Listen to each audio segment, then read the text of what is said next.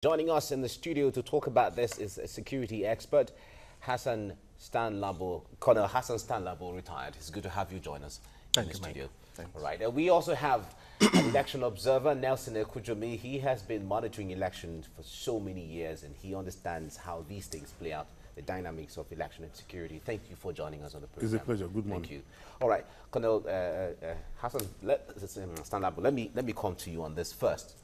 Now, when it comes to security, we know that basically the police and the DSS are the ones who are directly involved with internal security of the country. And because over the years they've been overwhelmed, we've been calling the military to help, handle issues here and there. We are approaching election. In fact, you have been on the program for so many times. We've talked about this. What kind of concerns, from what you are seeing recently, from the Northeast, from Benue, from Plateau, from Taraba, from Zamfara, and all of that, what kind of concerns do you have concerning security situation going into the election? Yeah. Thanks so much, Mike, for having me here once more.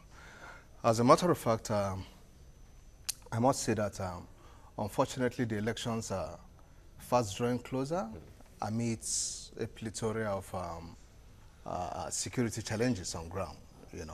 Looking at the situation in the North Central, running all the way from Taraba, Benue, Plateau, Zamfara, Southern Kaduna, what have you. Look at, and more so, we could say Boko Haram has been taken good care of. More or less, they are not occupying or holding on to all the number of local governments we've always talked about. But the fact remains that they can still exert some, some level of force. Yes, level of force, which will be of concern to us. So it is important that we begin to look at that and speak to it seriously too. All right? Look at the kidnap issues all over the place and what have you. All sorts of security challenges here and there. We are all aware that these things are on ground, or these challenges are on ground. We are also aware that the elections are fast approaching. I expect that we begin to take a holistic solution or preparation, okay, towards some level of preemptiveness or proactive moves to see that we're able to check some of this to a greater extent, so that even if it still comes, the impact on us will not be that devastating. It is important that we look at especially the Northeast, where, from my own thinking, the insurgents might want to really zero in. All right? And then you see, one good approach to this, especially when you're dealing with insurgents and terrorists, is for you to look through their eyes, think through their brain. When you look through their eyes, you see what ordinarily you wouldn't have seen. When you think through their brain, you will be able to get to areas which you wouldn't ordinarily have done that. And what do I mean by this? I assume myself to be a terrorist. What do I do to these clowns? I ask myself. I have not gone into the rail sector. Can I exploit that? Can I disrupt their aviation sector? Can I look at tourism, all these five-star hotels and so on? These are areas I have not gone into. This is the thinking of me as a terrorist. Which new areas can I go into that will surprise them, which they don't expect me to go into? Because they still believe I'll still be looking at motor parks and so on. Let me change my strategy. So when we look at it from their eyes, from their thinking, we also begin to change our own strategy. We maintain... To preempt them. To preempt them. And be proactive. Good. I am not saying move away from the motor parks. Reinforce whatever you're doing at the motor parks, but explore new grounds and move in there. Absolutely. Good. Where are the various election spots, the voting centers and so on? The security agencies should have this in their hands and see what can be done about it. I'm not saying move soldiers to voting polling units. Polling units, no. Voting centers, okay. No, soldiers have their own role to play, and it has nothing to do with the polling units. They are expected to assist in the movement of logistics across difficult terrains, for instance, using military platforms, be it choppers, be it water platforms. It's all right, that is the Navy and the Air Force. And also deploying outside the towns to ensure that you are able to control unnecessary or unauthorized movement and movement of small arms and so on. And of course, too, the strategic deployment of being in the background in case the police is overwhelmed. We'll get into the details subsequently. Let's bring Nelson Ekujumi in here. I'm wondering the peculiarity of pre-election year. Let me take you back to 2010. The pre-election year then was turbulent for Nigeria. We witnessed a resurgence of violence in volatile areas from the Niger Delta to Jos in the Middle Belt and Borno in the far north. It was October 2010 that we had the Nigeria Independence Day bomb attack. In December of that same year, there was a bomb attack on a barracks in the outskirts of Abuja. Fast forward to 2015. In 2014 was when we had the Yanya bombing, the Chibok girls abduction. And right here we're in 2018. Is it a coincidence that there seems to be a resurgence of, insecurity and violence as we count down to an election? Well, thank you very much. Like you have rightly pointed out, it is not unnatural that when elections are approaching, the political temperature of the states will be on the rise. And also, the pre-election year presupposes a flurry of activities from both state actors and non-state actors. And if we take this as a background, it puts that picture before us now, that as responsible people and a government, we have to take a cue from what has happened in the past. Because severally, you find history repeating itself. But it's the responsibility of a good student of history to learn from the past and avert a reoccurrence. So these incidences that you have mentioned in pre-election years, don't be surprised if we don't have our security mechanism on top of their game. Such could also reoccur. For us as election practitioners or election management monitors, I think the responsibility of every one of us, even including the security agencies, should have started right from the end of the last election, as well we should have upped the game. Immediately INEC released the timetable for the 2019 election about a year ago, because INEC release of that timetable, it's a flag off to all the stakeholders. It's a flag off to the political parties, it's a flag off to the electorate, it's a flag off to the security experts. Because security is an everyday business. Security of the country should not be, different from security on election days, should not be different from security on election days. Because in all these scenarios, we are talking of human lives. And like you and I know, human lives has no duplicate. So we expect that by now, the security management team of the states should have already been doing a map out, already gathering information, such that, like retired Colonel has said, that they will be able to be ahead of these evildoers. Because no matter what we do, evil thoughts or evil plots is part of human nature. Okay.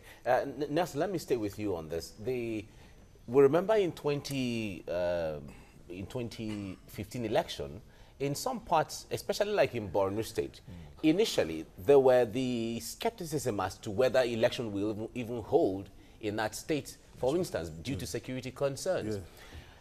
We know that there were some communities or some local governments where election didn't hold. Yes. Now, when it comes to the credibility of election at the end of the day, if election don't hold in some pockets or some places, as the case may be, how does it affect the credibility, the overall result of election? Well, the credibility of the election will be assessed on the pre, during, and after. If people are under the law, the right to exercise your franchise must be done in an atmosphere of peace. And if people are unable to exercise their franchise due to security challenges, and the state cannot provide an alternative. Because you recollect that pre-2015, we're all concerned about the situation of the IDPs. That how are we going to ensure that that rights that they have to exercise their franchise is not abridged? Okay. All right, let's put you gentlemen on hold. We'll go on a break. It's top of the hour now. We'll be back shortly. Stay with us on TVC Breakfast.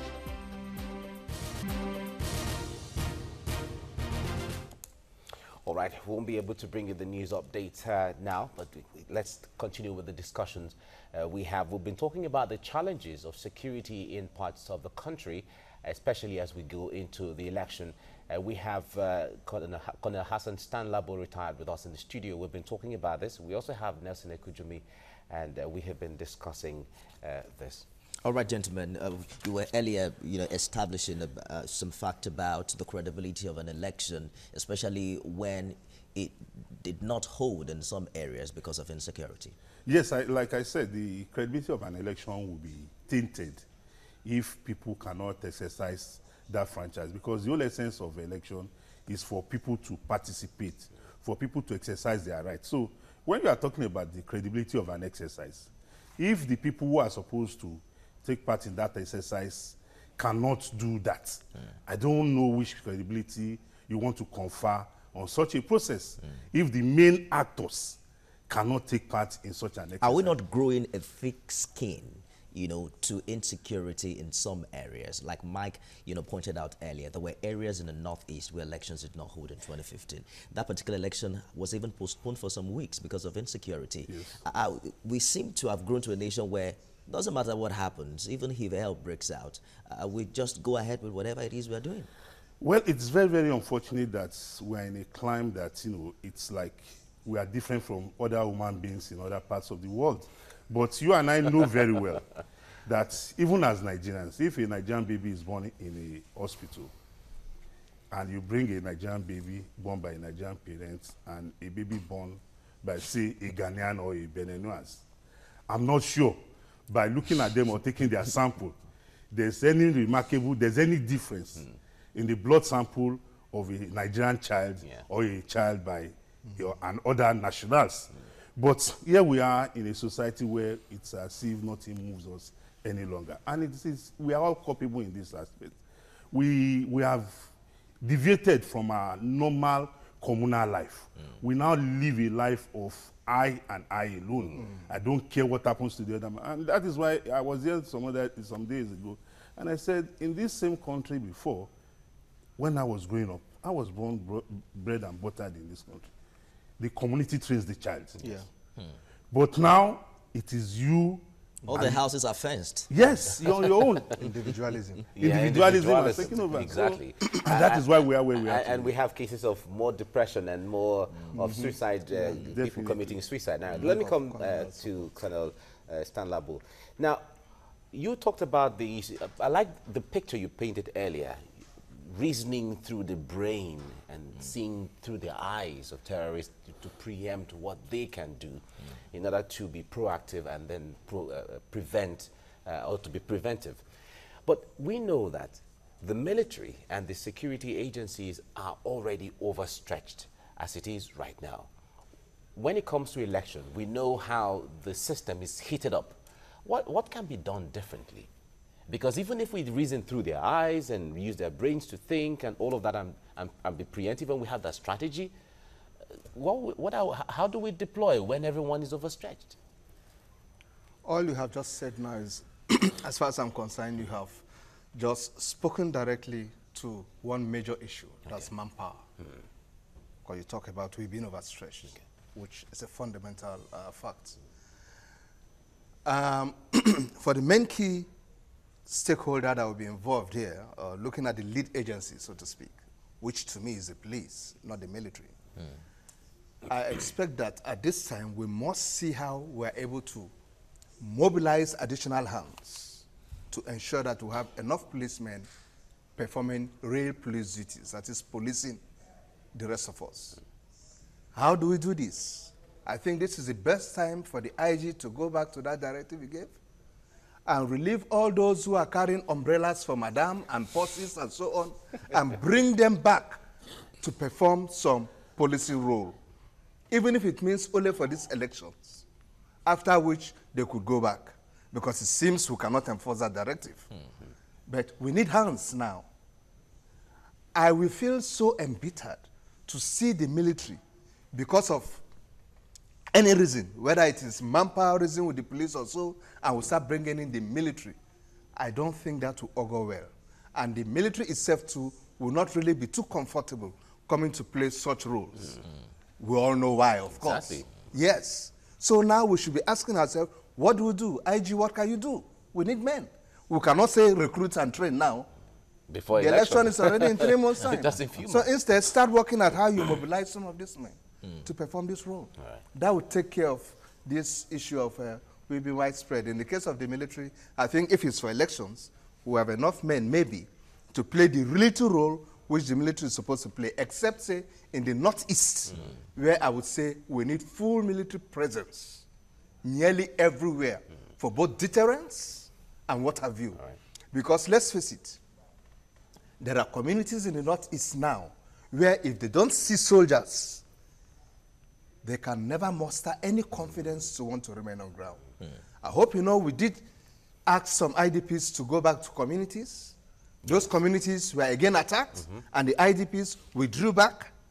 Are those the same IDPs you want to ask to go back Go now? back for to go to their homes. If they ask you now, Soldier Jane, where are the soldiers? If the soldiers are not there to protect them, definitely they will pull back. The other thing is that we'll now work out modalities so as to make sure that soldiers don't really interfere with the election. Okay. But they are still able to provide the sort of Conducive environment. deterrence Okay. we expect them to provide on We've ground. had elections in this country, Nelson, where we deployed tens of thousands of military officials. In fact, a couple of years ago, we called it over-militarization of elections. But then, in a general election like this, just like it was established earlier, we do not seem to have the luxury of the numbers. How do we, run elections without depending on police personnel? In developed climes, in fact, public holidays are not declared during elections. And elections are like festivals. Well, Or we carnivals. we must be realistic. And, the fact is that, like you have rightly mentioned, election is supposed to be a festival of the voters.